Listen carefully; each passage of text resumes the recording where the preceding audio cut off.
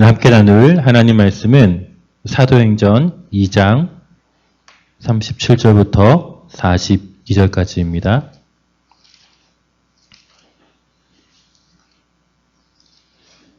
사도행전 2장 37절부터 42절까지 말씀입니다.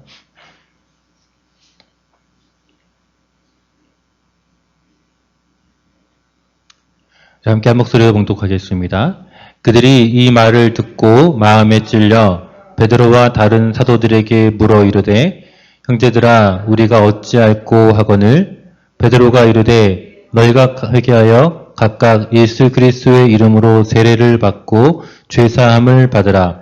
그리하면 성령의 선물을 받으리니 이 약속은 너희와 너희 자녀와 모든 먼 데 사람 곧 주 우리 하나님이 얼마든지 부르시는 자들에게 하신 것이라 하고 또 여러 말로 확증하며 권하여 이르되 너희가 이 패역한 세대에서 구원을 받으라 하니 그 말을 받은 사람들은 세례를 받음에 이날에 신도의 수가 3,000이나 더하더라. 그들이 사도의 가르침을 받아 서로 교제하고 떡을 떼며 오로지 기도하기를 힘쓰니라.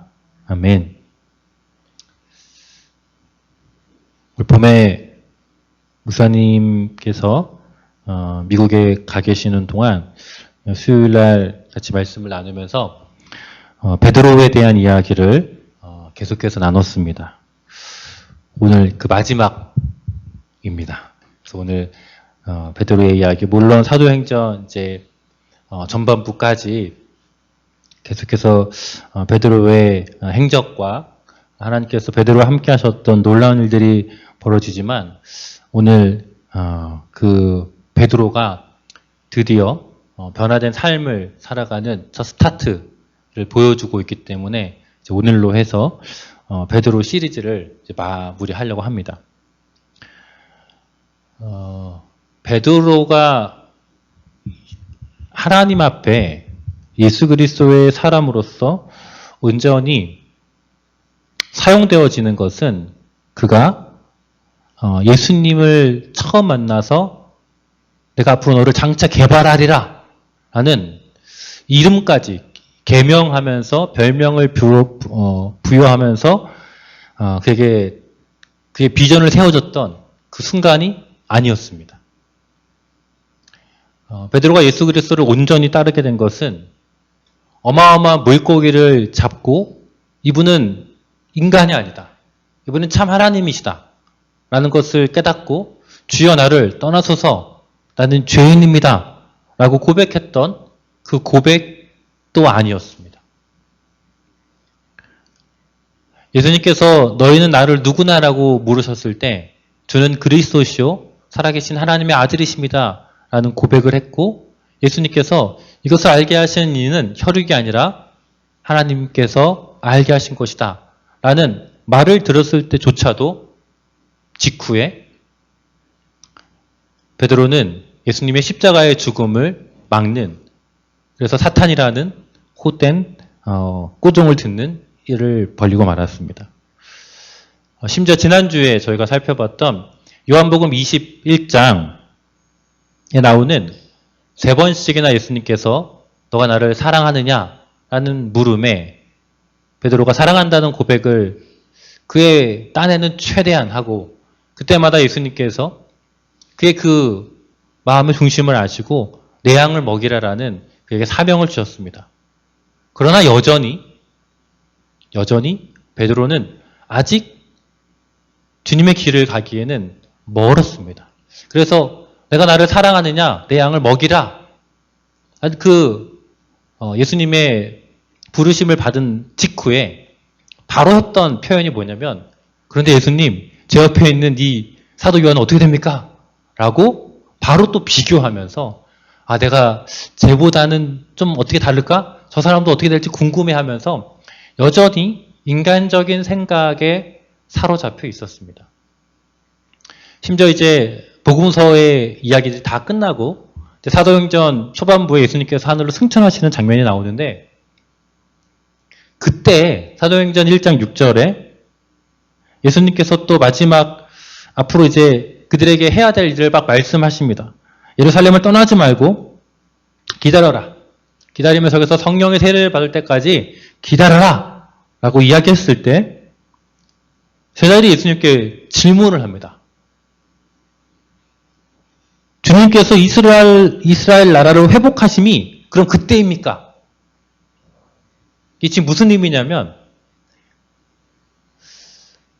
예수님의 십자가 사건으로 좌절했는데 부활 사건으로도 해결이 안 됐던 예수님의 부활의 기적으로도 해결이 안 됐던 이스라엘의 회복이 이스라엘이 정치적으로 독립하는 그 길이 그럼 이제 오는 것입니까? 라고 여전히 베드로와 이 제자들은 무엇에 초점과 관심이 가야 있냐면 이스라엘 나라에 초점이 가 있는 것입니다. 아직도 여전히 제자들은 하나님의 크신 계획과 예수 그리스도께서 십자가에서 죽으신 이 어마어마한 사건의 진정한 의미를 깨닫지 못하고 있는 것입니다. 그런데 오늘 우리가 읽었던 이 본문의 말씀은 그러했던 베드로가 완전히 변화된 이후의 이야기입니다. 복음서의 이야기가 끝나고 아니 사도행전 초반부의 이야기가 끝나고 아직 그런 표현하죠. 아직 그 사도행전 1장에 잉크가 마르기도 전에 바로 2장 이 후반부에서 베드로는 완전히 달라진 삶의 모습을 보여주고 있습니다. 어마어마한 변화의 시작이 시작된 것입니다. 그 변화의 시작은 무엇이었냐면 사도행전 1장 13절과 14절 말씀이었습니다.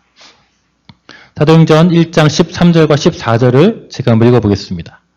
들어가 그들이 유하는 다락방으로 올라가니 베드로, 요한, 야고보, 안드레와 빌립, 도마와 바돌로메, 마테와 및 알페오의 아들 야고보, 셀로딘, 시몬, 야고보의 아들 유다가 다 거기 있어 여자들과 예수의 어머니 마리아와 예수의 아우들과 더불어 마음을 같이하여 오로지 기도에 힘쓰더라.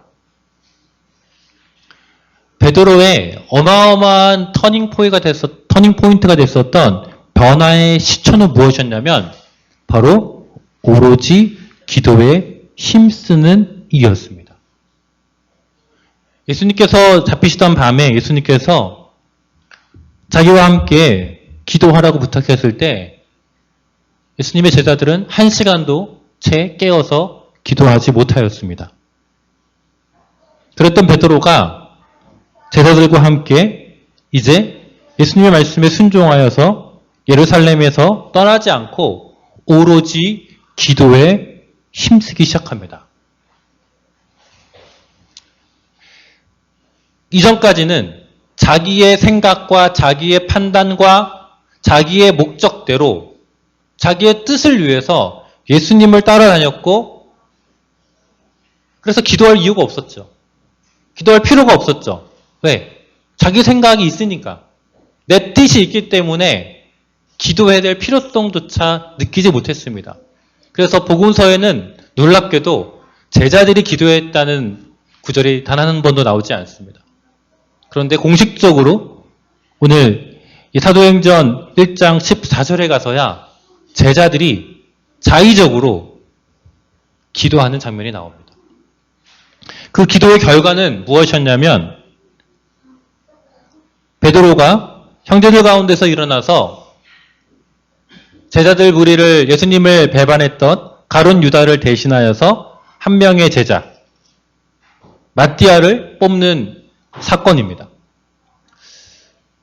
베드로는 기도를 통하여서 하나님이 이루신 큰 그림을 보고 있습니다. 하나님의 큰 그림 가운데 예수님께서 12명의 제자를 뽑으신 것이 그냥 우연한 일이 아니었다는 것을 알게 된 것입니다. 그런데 이스라엘의 12지파 또 예수님께서 택하신 12명의 사도 가운데 한 명의 누수가 생겼습니다.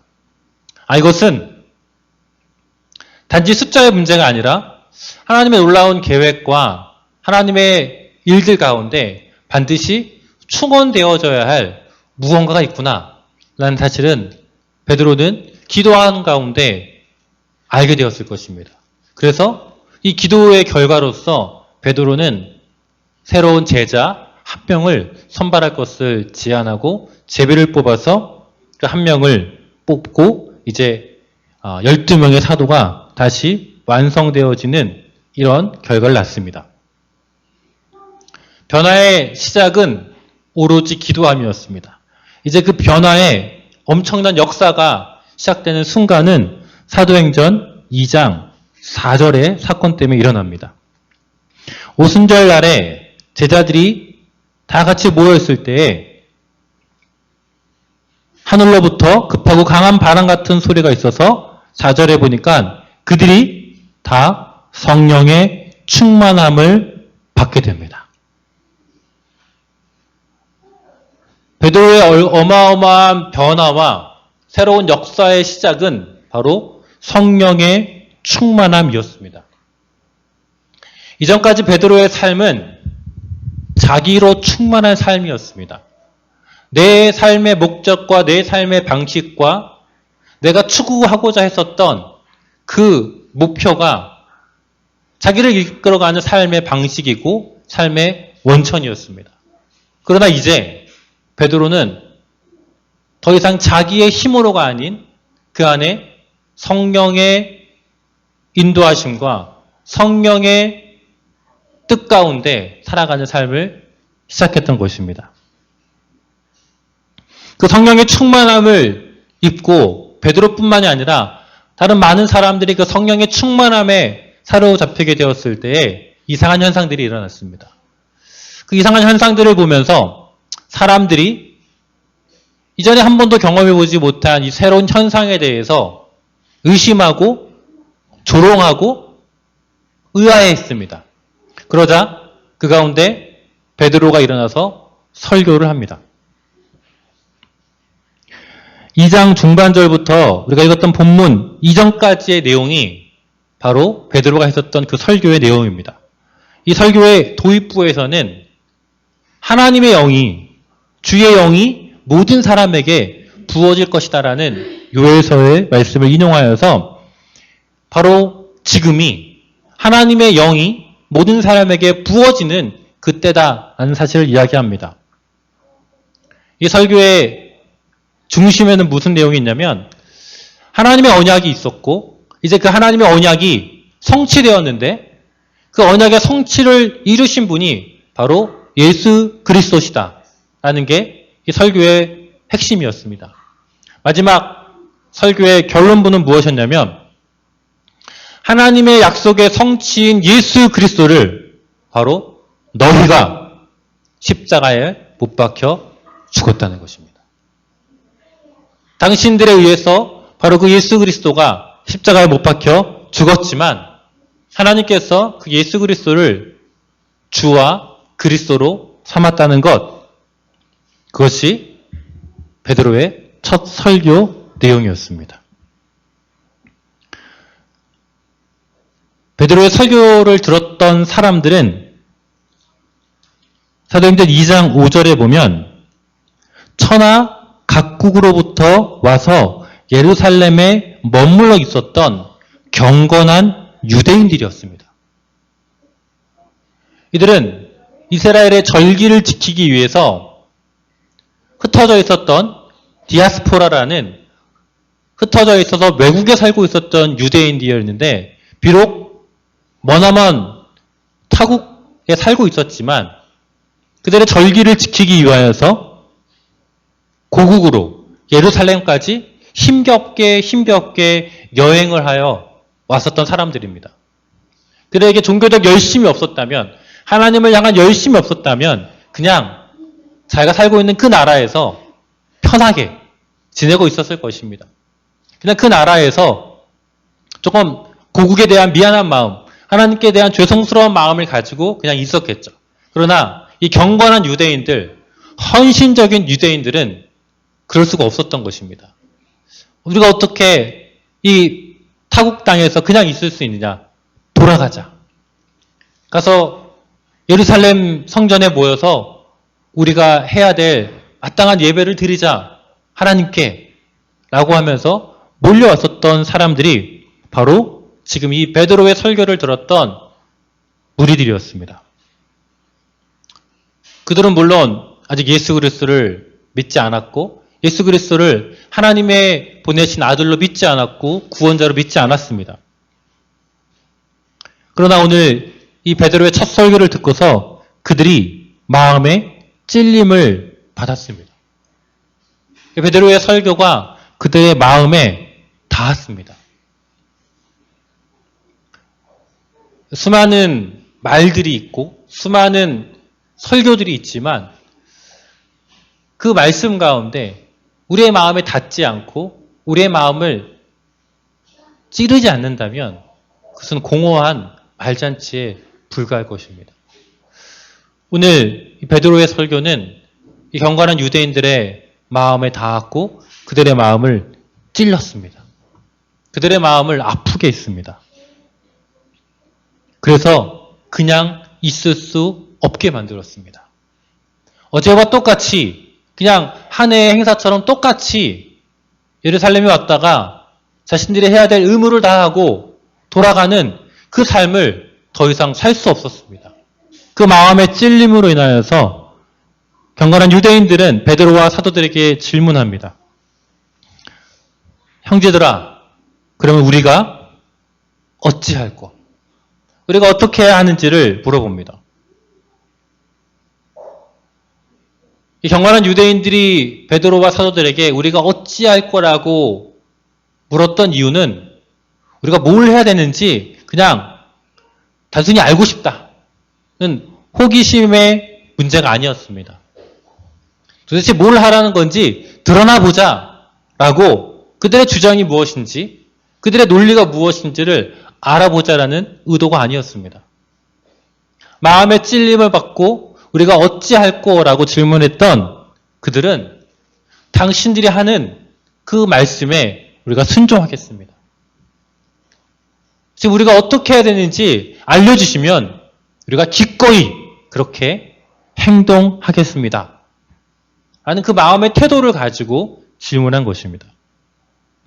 이것이 우리가 말씀을 들을 때 하나님의 말씀을 대할 때 참된 반응이고 참된 자세일 수 있습니다. 하나님 저에게 말씀하시면 제가 순종하겠습니다. 제가 주님의 말씀에 따르겠습니다. 제가 힘겹겠지만 어떤 말씀을 주실지 몰라서 제가 두려울 수도 있지만 또 제가 잘 감당할 수 있을지 모르겠지만 그래도 치열하게 노력해 보겠습니다. 라는 그 순종의 마음이 있을 때 하나님 우리에게 말씀을 하십니다. 하나님의 말씀을, 하나님의 음성을 듣지 못하는 너무나 많은 우리의 핑곗거리 중, 우리 이유 중 하나는 내가 그 말씀에 기꺼이 순종할 마음이 없기 때문입니다. 여전히 내가 생각하고 있는 내 생각과 내 계산들, 그게 우선순위이고 하나님의 생각은 차선에 그 다음에 두기 때문에 하나님께서 우리에게 말씀하지 않으실 때가 많이 있습니다. 마음의 찔림을 받아서 순종하고 싶은 마음을 가지고 우리가 어떻게 해야 됩니까? 라고 물었던 그들에게 38절에 베드로가 이야기합니다.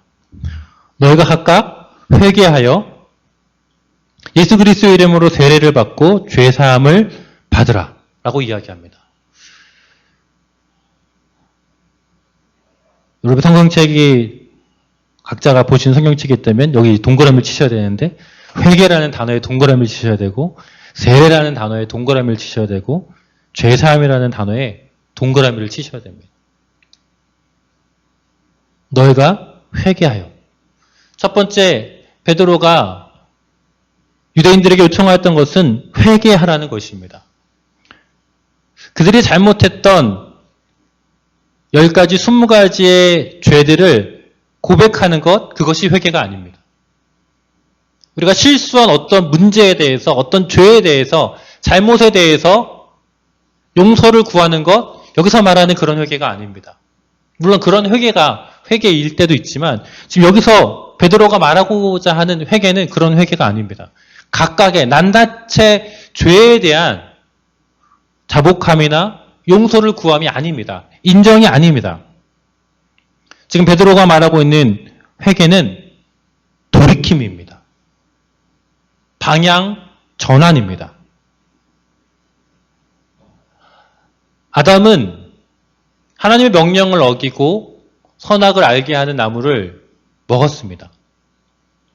이전까지는 선악을 알게 하는 나무를 먹기 이전까지는 하나님이 통치하는 삶을 살았습니다. 무엇이 옳은가, 무엇이 그른가에 대해서 하나님의 판단에 자신을 의탁하며 의뢰하며 살았습니다. 그러나 선악을 알게 된 죄를 지은 아담의 상태는 그것을 자신이 했던 것입니다. 내가 보기에 옳은 대로, 내가 생각하기에 좋은 대로. 그래서 나의 유익을 구하는 자신을 중심으로 하는 삶을 살았던 것이 아담의 삶이었습니다. 회개라고 하는 것은 그 자기 중심의 삶에서 방향을 돌이키는 것입니다. 하나님, 이제까지 나의 모든 삶이 나를 위한 삶이었는데 이제 내가 더 이상 나를 위한 삶이 아니라 그리스도를 위한 삶을 살겠습니다. 하나님이 원하시는 삶을 살겠습니다.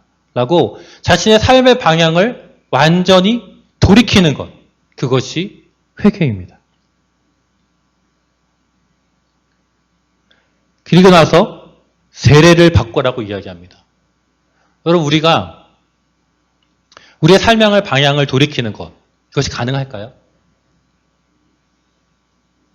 가능하면 좋겠습니다. 그런데 이것은 불가능합니다. 이기적인 내 마음을 돌이켜서 하나하나 낱낱의 죄를 내가 고백하고 인정하고 자복할 뿐만이 아니라 나의 삶의 방향성, 나 중심으로 살아왔던 나의 삶의 방향성을 주님께로 돌이키는 것은 불가능합니다. 그래서 예수님께서 제시한 방법이 무엇이냐? 하나님께서 우리를 위해서 마련하신 방법이 무엇이냐? 그것이 바로 세례입니다. 이 세례가 단순히 그냥 오늘날 우리가 아는 세례식에서의 세례를 의미하지는 않습니다. 여러분, 세례란 물에 들어가는 것이죠. 이게 침수하다 이런 뜻을 가지게 세례라는 단어인데, 그래서 뭐 침례라는 그런 단어도 번역으로 하기도 하고, 여기서 말하는 세례는 실제로 물에 들어가는 것이죠. 그 들어가면 의미하는 것이 무엇입니까? 죽음입니다. 우리가 자아 중심적인 우리의 삶에서 돌이킬 수 있는 방법은 없습니다. 내가 나 중심의 삶에서 이제 그리스도를 위한 삶, 하나님을 위한 삶으로 돌이킬 수 있는 방법은 없습니다. 오직 죽음밖에 없습니다. 그래서 나 중심으로 살고자 하는 그 나의 육체를 어떻게 해야 됩니까?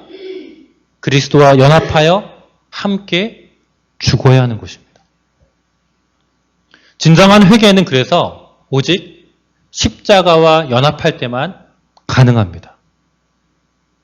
십자가에서 예수 그리스도께서 죽으신 것이 아니라 거기에 바로 나의 자아를 함께 죽도록 해야 합니다.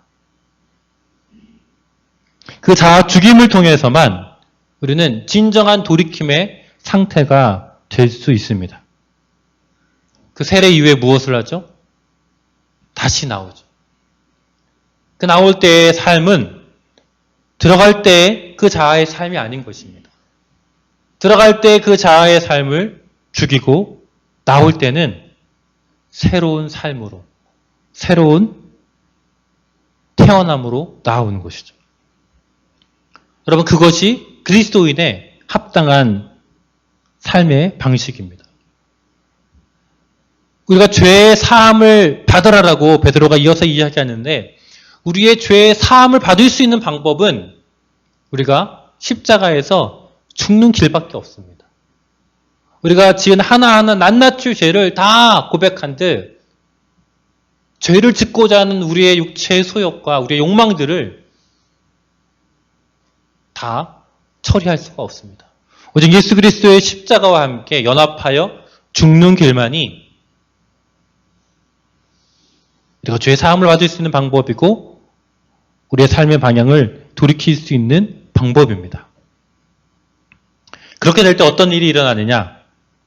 우리가 회개하고 예수 그리스도의 십자가와 함께 죽으심을 경험하는 그 세례를 받고 그래서 죄의 사함을 받게 되면 일어나는 결과가 무엇이냐? 38절에 이렇게 기록합니다. 그리하면 성령의 선물을 받으리니. 거기 보면 성령의 선물을 받으리니 4번에 보면 아래에 이렇게 기록되어 있는 걸 볼 것입니다. 성령을 선물로. 성령을 선물로. 우리가 예수 그리스도의 십자가와 함께 죽으심을 경험할 때 우리는 죄 사함을 받을 뿐만이 아니라 바로 성령을 선물로 받게 되는 것입니다. 그리고 예수 그리스도를 믿는다는 것은 성령을 선물로 받는다는 것과 동일한 것입니다. 이게 참 우리가 이해하기 어렵고 우리의 이성으로 우리 합리적인 생각으로 이것들을 받아들이거나 혹은 아는 것들이 참 어려운 부분입니다. 그래서 이 무슨 영성 운동이나 아니면 오순절 운동이나 성령에 대한 것들 이런 것들이 참 오해되기 쉽고 잘못 그릇될 수도 있고 또 이단으로 굉장히 많이 빠지기도 하고 그래서 굉장히 조심스러운 영역 중에 하나가 성령의 일하심에 대한 성령에 대한 이해와 성령이 하시는 방법에 대한 것들은 굉장히 조심스럽게 좀 다뤄지는 부분이기는 합니다. 그러나 분명한 것은 오늘 예수 그리스도와 함께 십자가에 죽임을 당하는 그 세례를 받고 그로 인하여서 죄 사함을 받을 때 바로 성령을 선물로 받게 된다는 사실입니다. 그래서 우리가 예수 그리스도를 내 마음에 모실 때 우리 안에는 그 안에 성령님이 함께 계시는 것입니다. 이것은 내가 신앙생활을 열심히 할 때 성령으로 충만하다고 할 때 성령이 계시고 내가 좀 죄를 짓고 신앙생활을 등한시하고 계속 누군가에 대한 이 미움이 사라지지 않을 때는 성령이 안 계시고가 아닙니다. 성령은 늘 우리 가운데 계십니다. 근데 한 가지 문제가 있습니다. 재미난 표현을 썼는데 성령의 선물을 성령을 선물로 받겠다라고 이야기합니다. 이것은 하나님께서 우리에게 선물로 주시는 것입니다. 선물의 의미 가운데 이런 게 있습니다. 우리는 안 받을 수 있습니다. 아니면 성령을 선물로 받았지만 그것을 그야말로 잘 모셔두고 그 성령의 선물을 풀어보지도 않은 채 박스채로 포장된 채로 그냥 두고 살아갈 수 있다는 것입니다.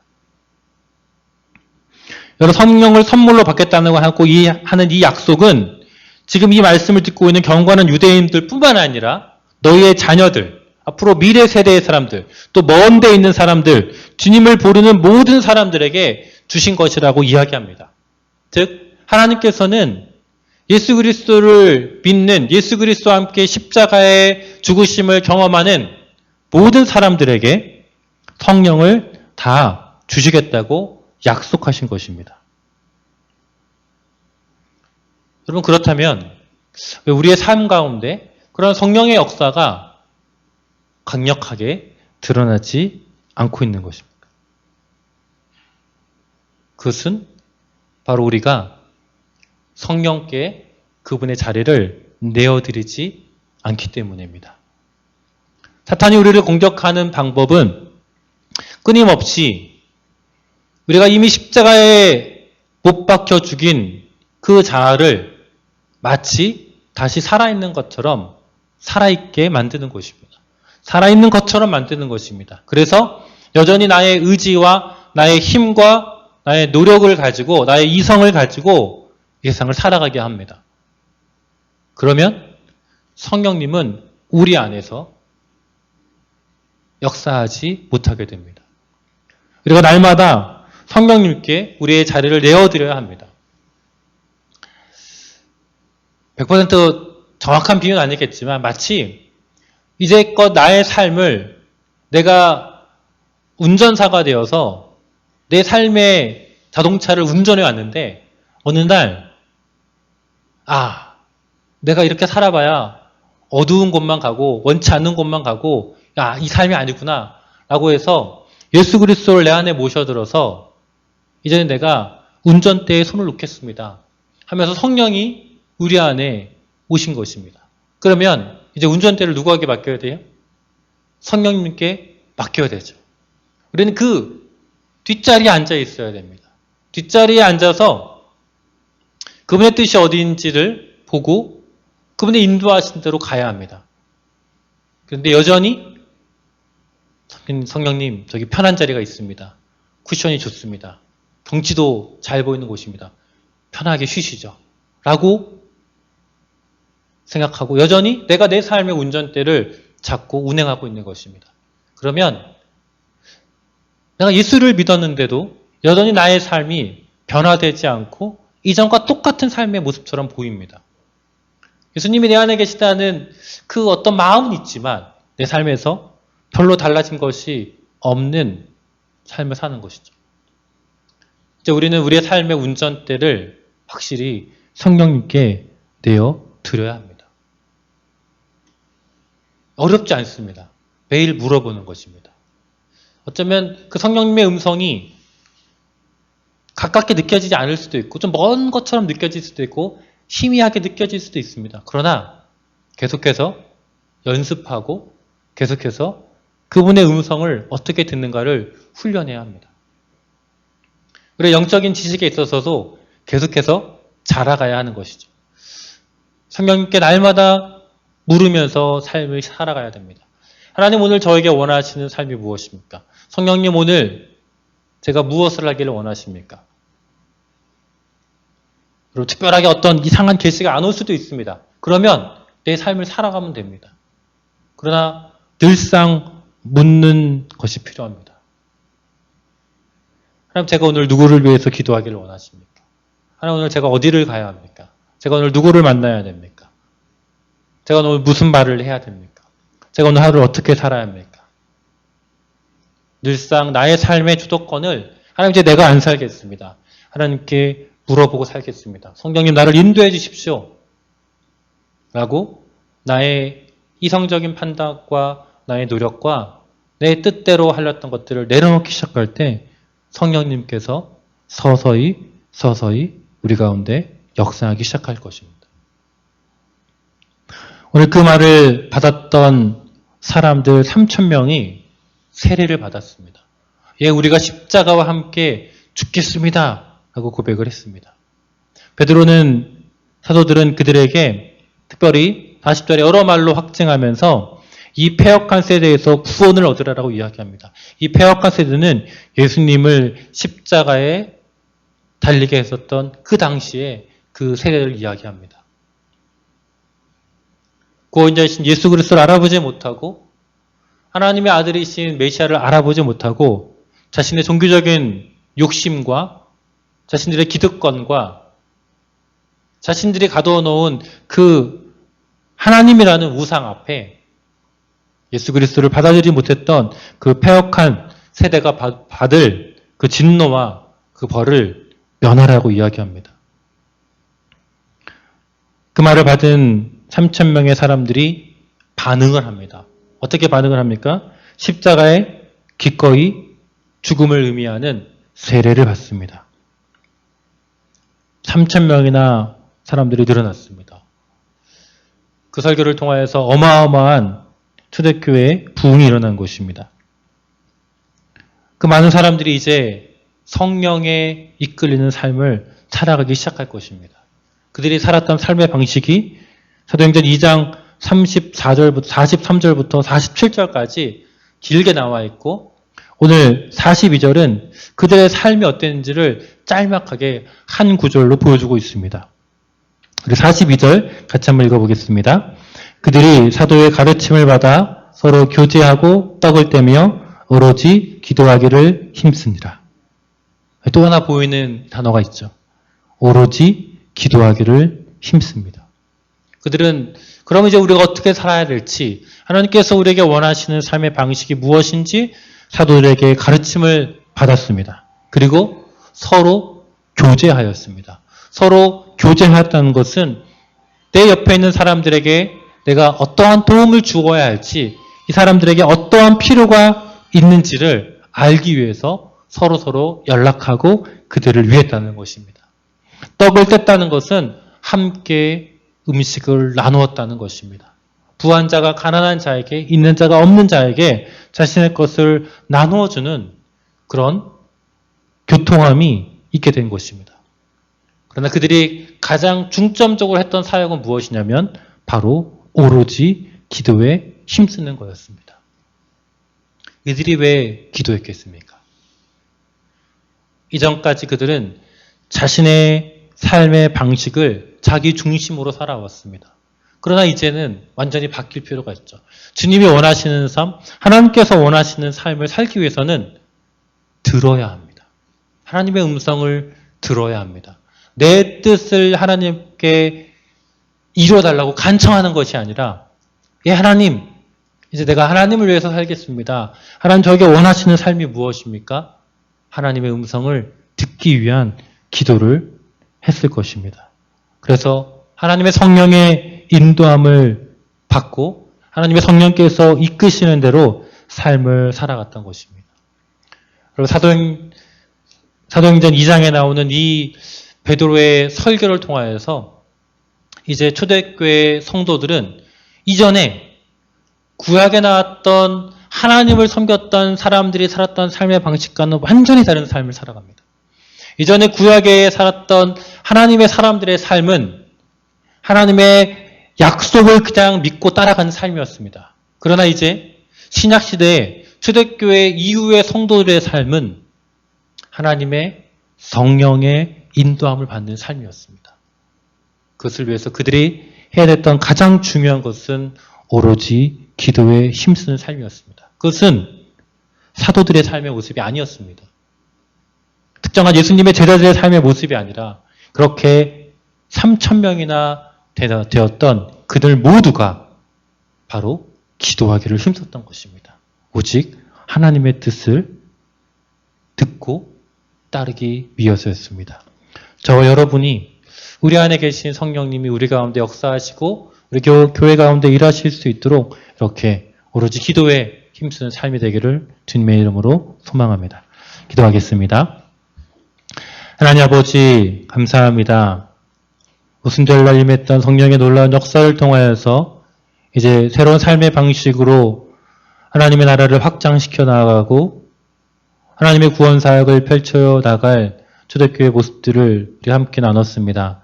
하나님, 우리가 이제 오로지 기도하기에 힘쓰면서 우리 안에 계신 성령님의 음성에 순종하고 성령님의 이끄시는 삶을 따라가는 삶을 살아갈 수 있도록 은혜를 부어 주옵소서. 그래서 우리의 삶이 이전과는 다른 그리스도인다운 삶을 살아갈 수 있도록 은혜를 베풀어 주옵소서. 예수님의 이름으로 기도드립니다. 아멘.